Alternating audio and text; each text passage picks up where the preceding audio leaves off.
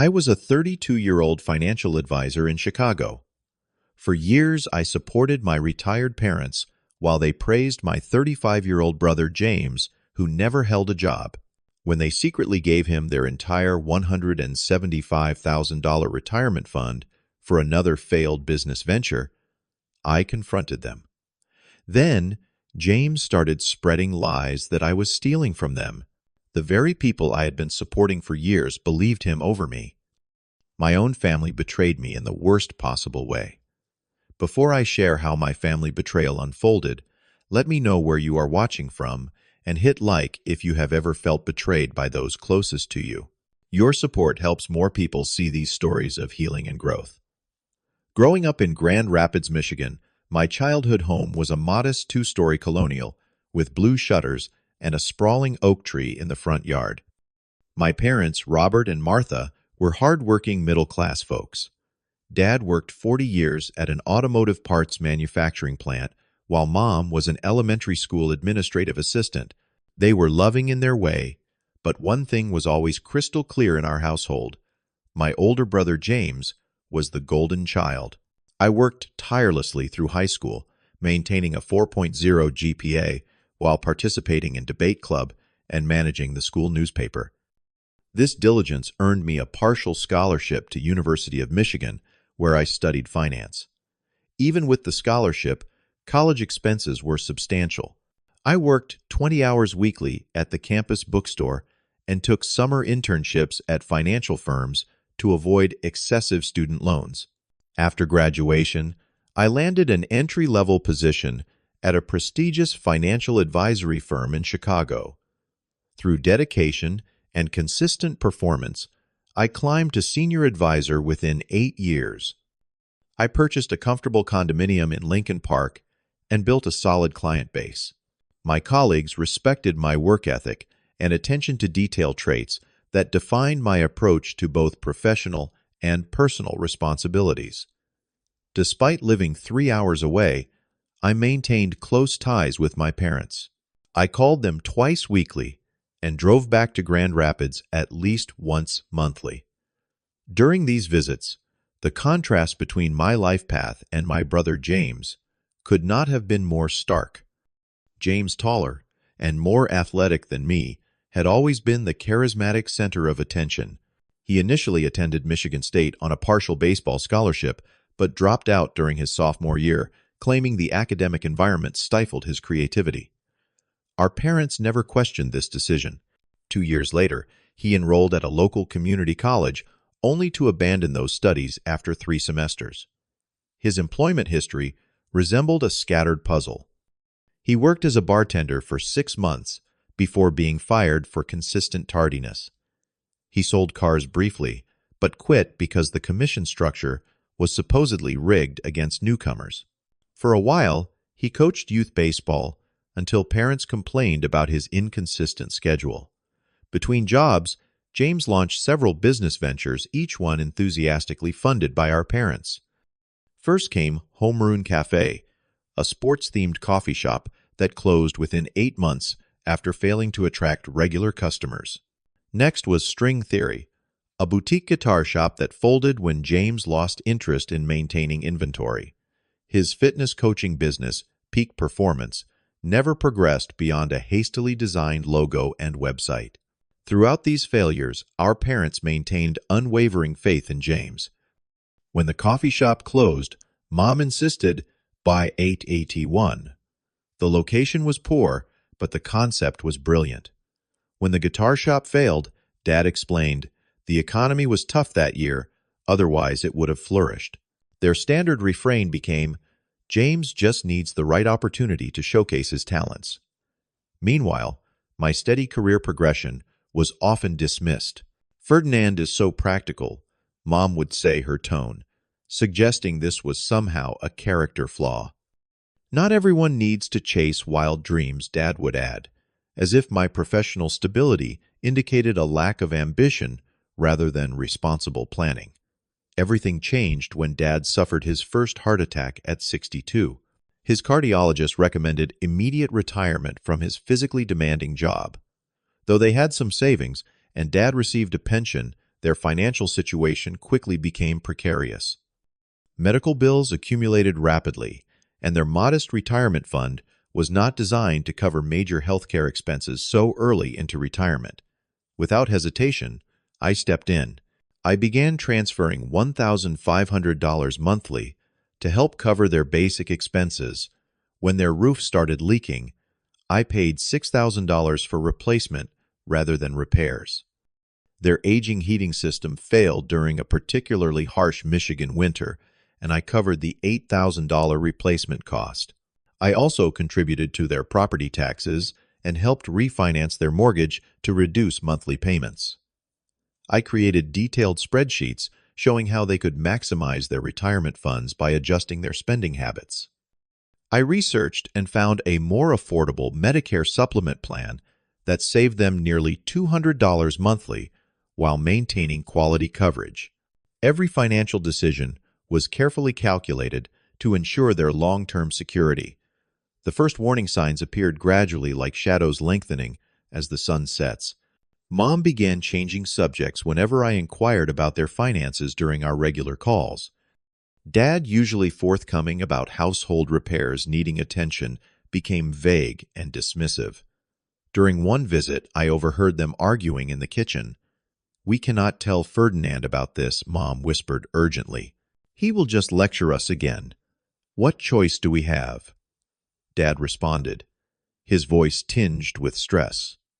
"The decision is made." When I entered the kitchen, they abruptly fell silent. Mom busied herself with dinner preparations, while Dad suddenly needed to check something in the garage. That evening, I noticed several past-due bills on their desk that they had not mentioned. James, who typically visited our parents only on holidays or when he needed money, began appearing regularly at their home. His previously sporadic calls increased in frequency. One Sunday, I arrived unannounced to find James deep in conversation with our parents at the kitchen table, several financial documents spread before them. They hurriedly gathered the papers when I entered. "Just helping Mom and Dad with some paperwork," James explained, with an uncharacteristic smile. "Nothing important." When I suggested replacing their deteriorating back deck, a project we had discussed for months, Mom suddenly claimed they were reconsidering their outdoor priorities. Dad, who had previously complained about the deck's dangerous condition, now insisted it was perfectly functional for a few more years. These mysterious behavioral shifts continued for months, creating a growing knot of concern in my stomach. Something was happening, and I was deliberately being kept in the dark. Thanksgiving should have been a celebration. I arrived at my parents' home on Wednesday night, bringing expensive wine and ingredients for my contribution to the feast. Mom seemed distracted while Dad watched television more intently than usual. The house felt colder somehow, and not just from the November chill. The next morning, while searching for extra coffee filters in the kitchen drawer, I discovered a bank statement they had apparently forgotten to hide.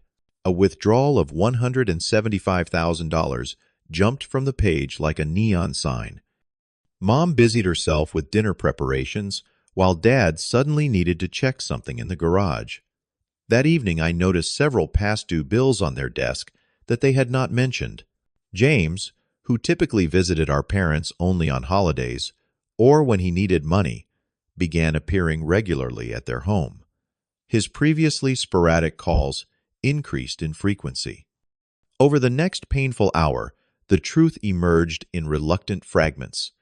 James had convinced them to fund his latest venture, a food truck business specializing in gourmet sliders. There was no business plan, no market research, no formal agreement, not even a written contract, just James' promise that this business would finally be his breakthrough. He had assured them they would receive returns that would support them comfortably for the rest of their lives. James has amazing culinary instincts. Mom insisted, though, my brother had never demonstrated any particular cooking skill. His slider concept is revolutionary. "We believe in supporting family dreams," Dad added defensively. "The food truck industry is booming." When I asked why they had hidden this significant financial decision from me, Mom claimed they knew I would overreact and try to control everything as usual. Dad suggested my financial expertise was too conventional for innovative business models like the one James proposed. "This is literally everything you have saved," I said, struggling to keep my voice level. "What happens if this fails, like all his previous attempts?" "That negativity is exactly why we did not tell you," Mom snapped. "You have never believed in your brother." "James will take care of us," Dad stated, with unfounded confidence. He promised. I purchased a comfortable condominium in Lincoln Park and built a solid client base. My colleagues respected my work ethic and attention to detail traits that defined my approach to both professional and personal responsibilities. Despite living 3 hours away, I maintained close ties with my parents. I called them twice weekly and drove back to Grand Rapids at least once monthly. During these visits, the contrast between my life path and my brother James could not have been more stark. "Figured you would show up," he said, leaning against the doorframe with casual indifference. "Come to congratulate me on my new business."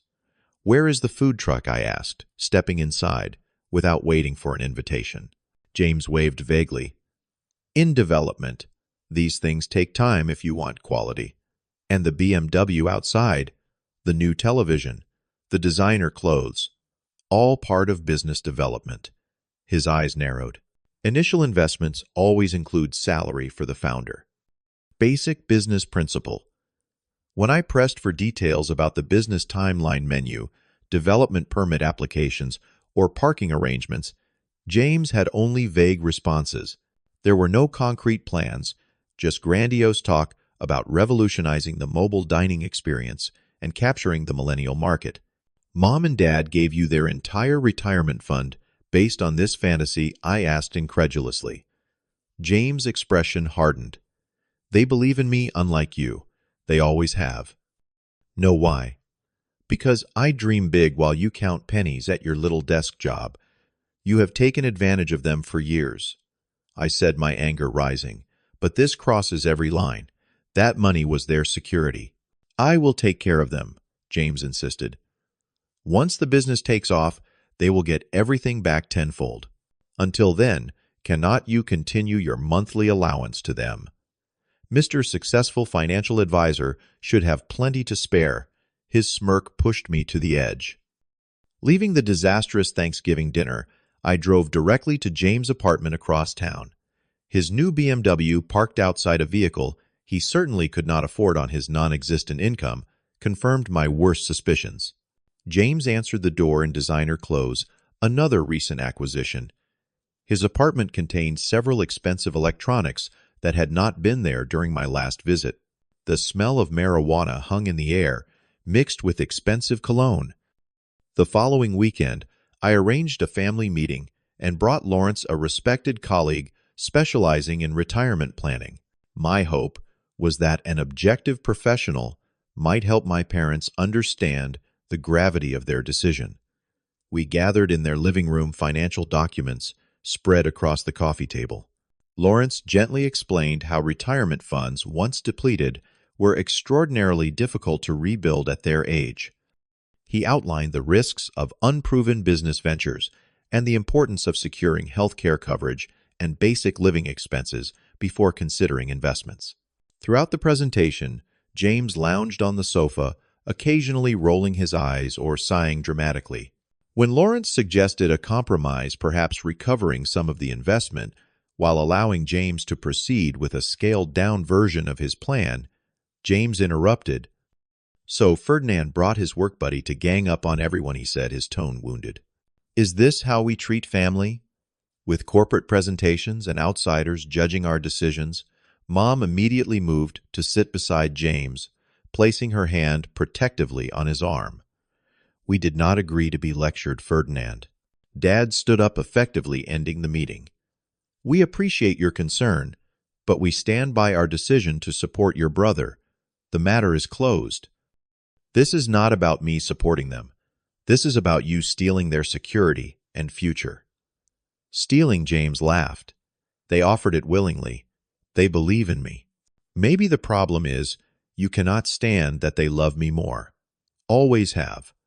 That last barb struck deeply because it contained a kernel of truth I had spent years trying to ignore. Leaving his apartment, I resolved to try one more approach to salvage the situation. Either he returns the money or my monthly contributions stop. The shock on their faces confirmed they had never considered I might withdraw my support. They had taken my assistance for granted, while simultaneously undermining the very security I had been helping them build. "You would abandon your own parents over money?" Mom asked incredulously. "This is not about money," I replied. "This is about respect, honesty, and responsibility, none of which seem to matter in this family anymore." The weeks following my ultimatum brought a complete fracture in our family relationships. True to my word, I stopped the monthly transfers to my parents' account, but continued paying their health insurance premiums directly to the provider. I could not bear the thought of them being without medical coverage, especially given Dad's heart condition. Mom stopped answering my calls, and Dad's responses became terse, one-word texts. Meanwhile, James remained firmly entrenched as the devoted son, visiting regularly and assuring them his business was progressing tremendously, despite no evidence of actual development. Through a mutual friend in Grand Rapids, I learned that James had never even applied for the necessary permits for a food truck business. The money had apparently vanished into his lifestyle upgrades, weekend trips, and what my friend delicately described as a newfound enthusiasm for sports betting. 3 months after Thanksgiving, the first accusation arrived via my cousin Tracy's phone call. "Ferdinand, what is going on?" she asked without preamble. "Uncle Robert says you have been accessing their accounts without permission." Stunned, I asked what specifically she had heard. "James told everyone at Grandma's birthday dinner that you had been skimming from your parents' accounts for years," she explained. "He said they only recently discovered you had been using their personal information to transfer money to yourself, and that is why they are struggling financially now." The accusation was so outlandish, I initially laughed, thinking it must be a misunderstanding. But similar calls from other family members followed. James had systematically contacted every relative, spinning a narrative that transformed my years of financial support into a story of exploitation and theft. Most disturbing was that my parents were not contradicting these lies. In fact, they were beginning to repeat them. Mom left a tearful voicemail. "How could you betray us like this, Ferdinand? After everything we did for you growing up, James is trying to help us recover what you took." Dad sent an email with the subject line "disappointed" and "disgusted," claiming I had manipulated their trust and exploited their limited financial knowledge to steal from them over several years. The accusations escalated rapidly. James told our family I had set up automatic transfers from their accounts to mine, that I had convinced them to sign documents they did not understand, and that my financial advice had been deliberately misleading to benefit myself. The reality that my parents actually believed these fabrications cut deeper than the lies themselves. As Lawrence awkwardly gathered his materials, James caught my eye and smiled triumphantly. In that moment, I realized the depth of the dysfunction I had normalized throughout my life. This was not simply about money, but about a lifetime of enabling behavior that had created an entitled, manipulative adult who preyed on his own parents' unconditional love. Before leaving, I delivered my ultimatum. "I cannot continue financially supporting you while you pour everything into James' latest scheme." He had apparently convinced them to change all their passwords and account access information, suggesting I might still somehow be monitoring their finances. Then came the certified letter from Gerald Hopkins' attorney at law. In formal, cold language, it demanded I return all misappropriated funds to my parents within 30 days or face legal action. The letter claimed they had substantial evidence of financial manipulation and unauthorized access to their accounts. The officer, after speaking with my agitated parents and the convincingly concerned, James instructed me to leave the property immediately or face trespassing charges. Standing in my childhood driveway, being treated like a criminal by my own family. Something broke inside me. The officer, noting my distress, suggested I enter any dispute through proper legal channels rather than confrontational home visits.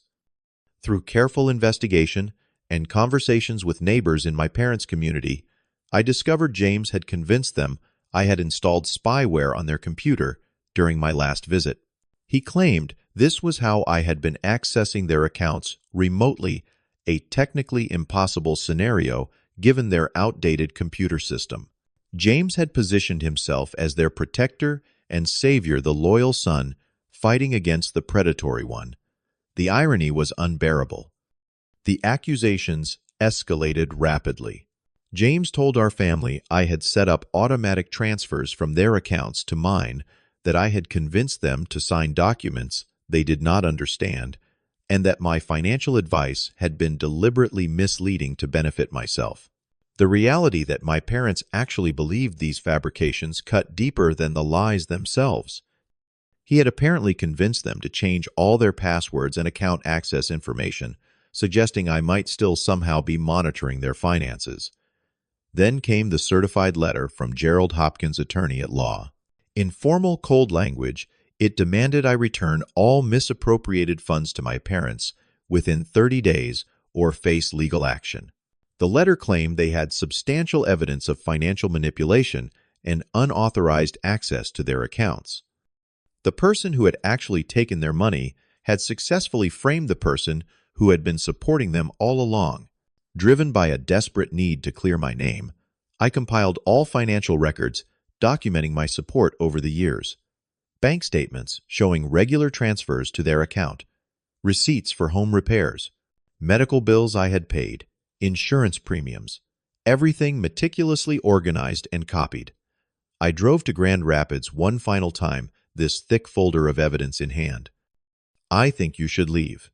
You are upsetting them. Please, I tried one last time. Just look at the bank statements.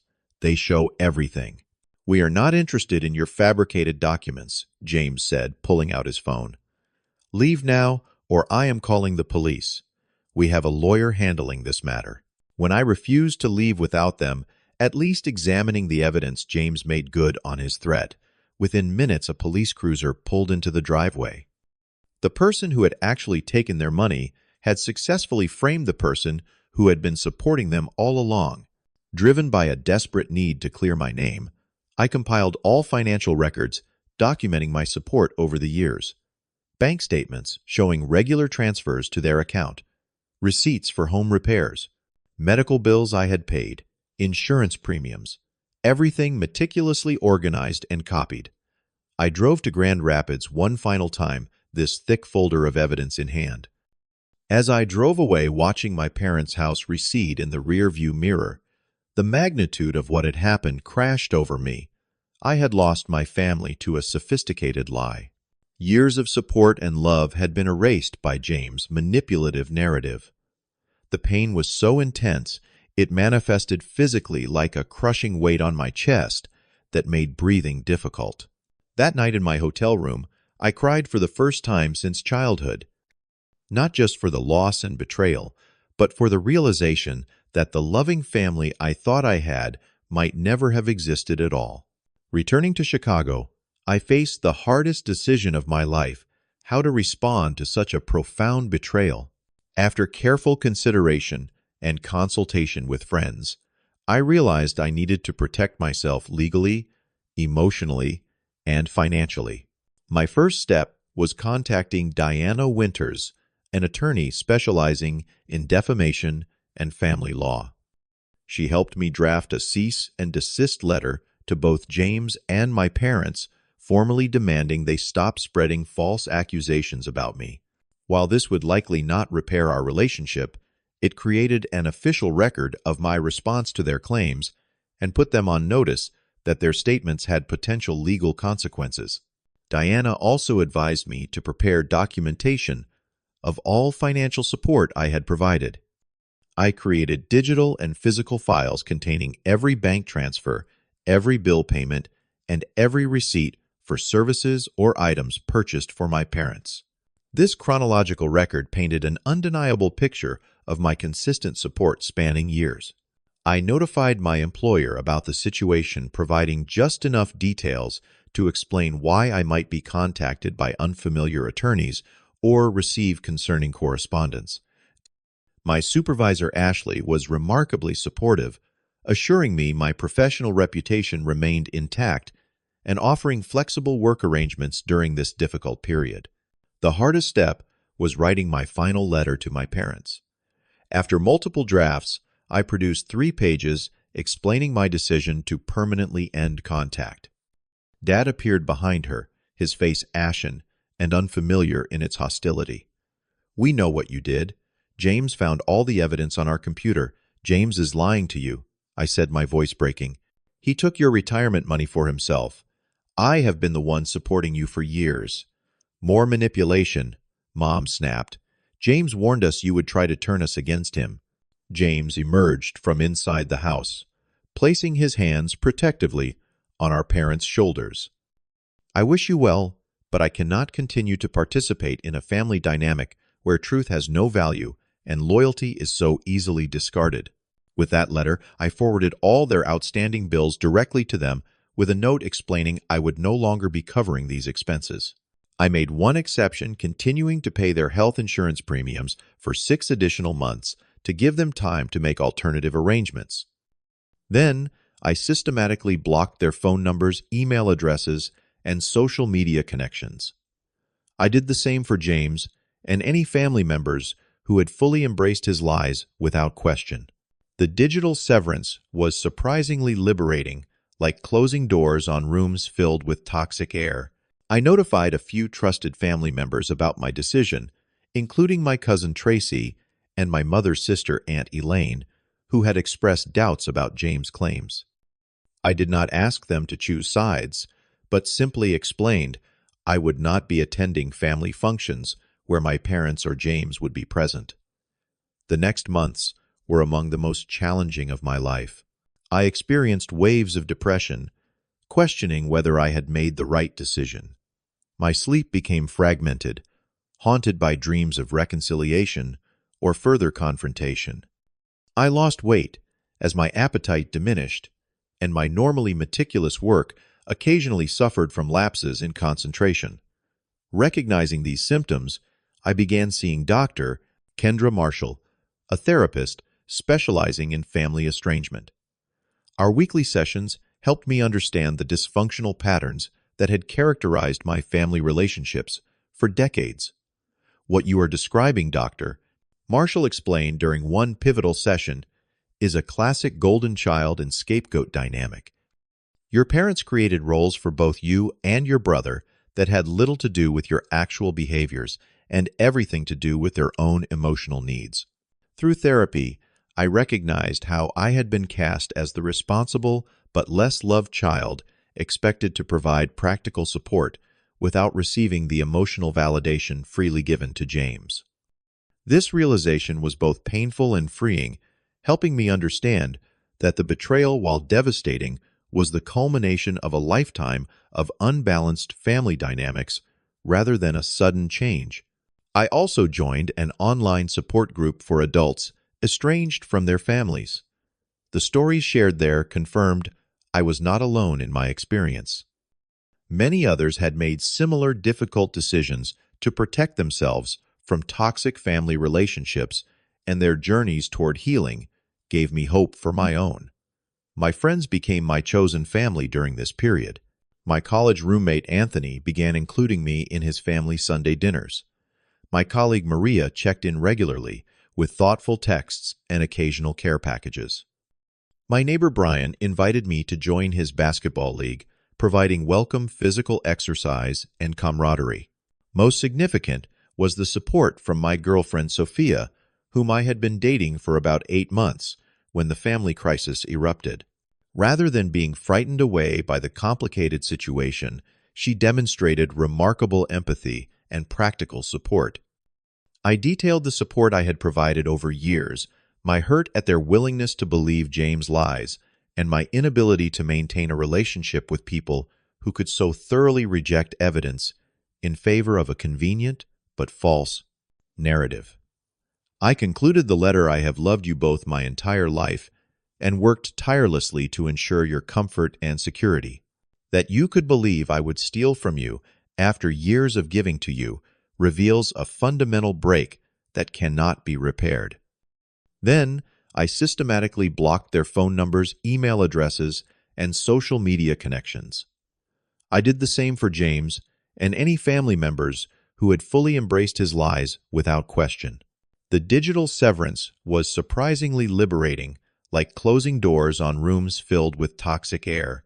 I notified a few trusted family members about my decision, including my cousin Tracy and my mother's sister, Aunt Elaine, who had expressed doubts about James' claims. James left once the money ran out, and they are starting to question everything he told them. This news produced conflicting emotions. Part of me felt vindicated, and I admit a certain grim satisfaction that the truth had finally emerged. Another part ached at the thought of my elderly parents facing financial ruin, but the strongest reaction was a calm certainty that maintaining my boundaries was still the right choice. I appreciate you telling me, I told Tracy, but I cannot re-engage with them now. Too much damage has been done. When she pressed me to reconsider, suggesting they had learned their lesson, I explained that their treatment of me had revealed fundamental truths about our relationship that could not be unlearned. Their willingness to believe the worst about me, despite years of evidence to the contrary, had permanently altered my understanding of our family. Over the following year, my life gradually rebuilt around new priorities and healthier relationships. I received a significant promotion at work, partly due to my ability to maintain professional focus despite personal challenges. My relationship with Sophia deepened, and we began tentative conversations about a shared future. I developed new traditions to replace family holidays, volunteering at a local shelter on Thanksgiving, and joining friends for Christmas celebrations. I discovered unexpected joy in these chosen connections, free from the tension and subtle manipulations that had characterized family gatherings throughout my life. Through therapy and reflection, I came to understand that family in its truest sense is defined by mutual respect, support, and love, not merely by biological connection. I realized I could honor the positive aspects of my upbringing while acknowledging the dysfunction and choosing a different path forward. Most importantly, I learned to trust my own perceptions and stand firm in my truth even when others attempted to distort reality. This hard-won self-confidence extended beyond family relationships into all areas of my life, making me both stronger and paradoxically more compassionate toward others. The pain of betrayal never completely disappeared, but it transformed from a sharp, constant ache into an occasional melancholy that visited less frequently as time passed. I came to view the entire experience as a harsh but necessary lesson in boundaries, self-worth, and the courage to walk away from relationships that demand your essence but offer nothing substantial in return. Today, 2 years after that final confrontation in my parents' driveway, I understand that cutting ties was not about punishment, but about protection, not about anger, but about self-preservation. Sometimes, the most loving thing you can do for yourself is to acknowledge when a relationship has become irreparably harmful and find the courage to release it. If you have ever faced similar difficult choices with family members, know that protecting your own well-being is not selfish but necessary. True family uplifts you, respects your boundaries, and cherishes your truth. You deserve nothing less. What difficult boundaries have you had to establish with family members? Share your experience in the comments below. If this story resonated with you, please subscribe to hear more journeys of healing and personal growth. Thank you for listening to my story today. And remember, sometimes walking away is the first step toward finding your true path forward.